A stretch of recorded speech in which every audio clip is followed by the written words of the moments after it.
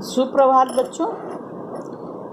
जैसा मैंने आपको बताया, इसके पहले वीडियो में आपको मैंने यहाँ से यहाँ तक अर्थ बताया। अब मैं यहाँ से लेकर कभी न टलती यहाँ तक का आपको इस पद्य खंड की मैं व्याख्या करूँगी।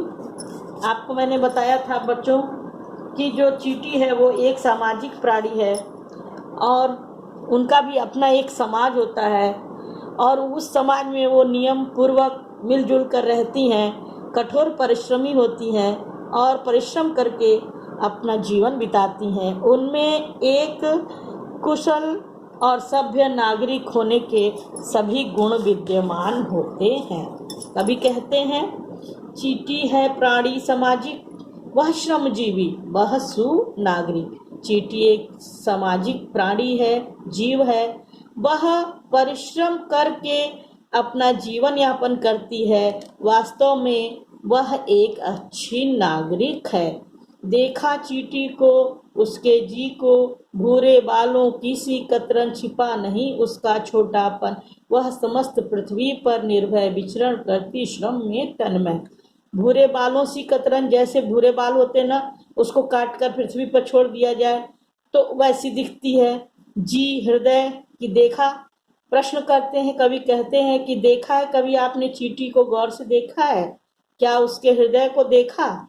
वह ऐसी लगती है जैसे कभी भूरे बालों को की कतरन सी लिखती है। छिपा नहीं उसका छोटापन, वो जितना छोटी है उसका ये छोटापन किसी से भी छुपा हुआ नहीं है। फिर भी समस्त पृथ्वी पर निर्भय बिना डरे विचरण घूमती है और श्रम में तन्मय और दिन रात अपने परिश्रम में ही लगी रहती है। वास्तव में वो जीवन की अक्षय कभी न समाप्त होने वाली चिंगारी के समान है। तो देखिए बच्चों, कभी कहते हैं कि तुमने चींटी को ध्यान से देखा, वह लघु प्राणी है, वो छोटा सा प्राणी है, परंतु उसका हृदय अत्यंत विशाल है। वह भूरे बालों की कतरन के समान छोटी और पतली सी दिखती है। उसकी लघुता को, उसके छोटेपन को इस संसार में सभी जानते हैं। उसकी लघुता, उसके छोटेपन को इस संसार में सभी जानते हैं। उसका ये छोटापन किसी से भी छुपा नहीं है, किंतु फिर भी उसके हृदय में अपूर्व साहस है। वह सारी पृथ्वी पर निर्भय होकर बिना डरे विचरण करती है और श्रम से अपने लिए भोजन एकत्रित करती है।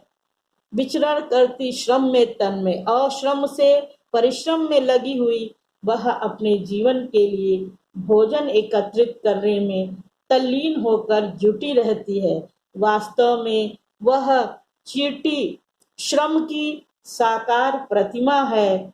वह कभी नष्ट न होने वाला जीवन की अक्षय चिंगारी है। जब तक उसका जीवन है वह अग्नि के समान प्रज्वलित रहेगी। अर्थात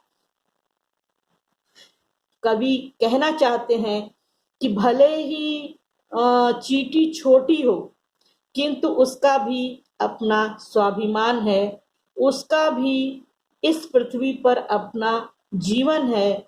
उसको भी ईश्वर ने इस पृथ्वी पर जीवन यापन करने के लिए भेजा है और वो अपने इस छोटेपन में ही कठोर श्रम करके अपने श्रम में तल्लीन रहकर प्रसन्नता पूर्वक अपने जीवन को जी रही है। कोई ये ना सोचे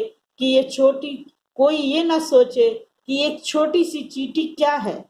नहीं, वास्तव में एक छोटी सी चींटी का जीवन हमें प्रेरणा देता है कि किस प्रकार व्यक्ति संसार में आकर एक अच्छा नागरिक बन सकता है।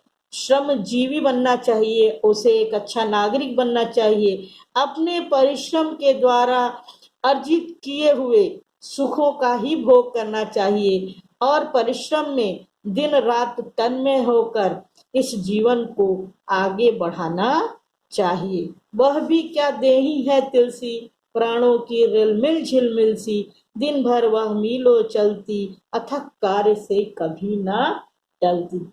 कवि कहते हैं कि उसका शरीर कोई बड़ा नहीं है, तिल के समान अत्यंत छोटा सा शरीर है। तिल के समान अत्यंत छोटा सा शरीर है। इतनी छोटी होते हुए भी चींटी शक्ति से भरी हुई इधर उधर घूमती रहती है। दिन भर वह कई मीलों की लंबी यात्रा पूरी करती है, फिर भी कभी वह थकती नहीं।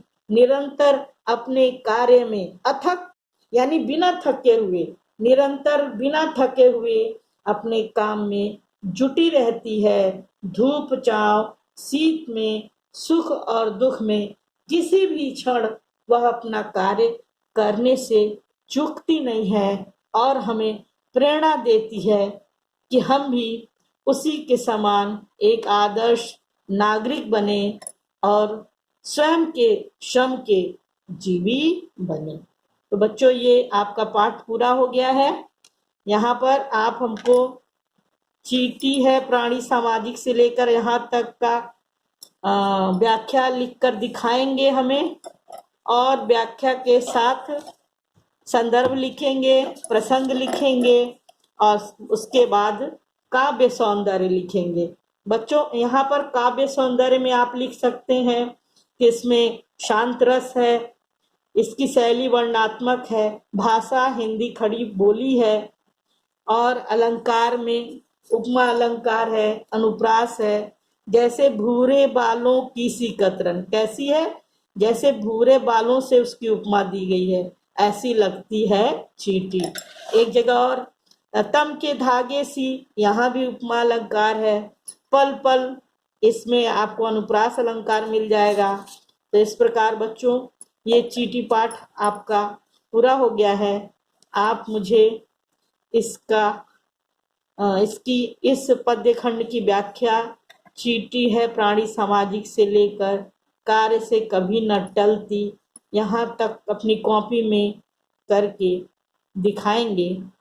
और इसके साथ ही धन्यवाद बच्चों।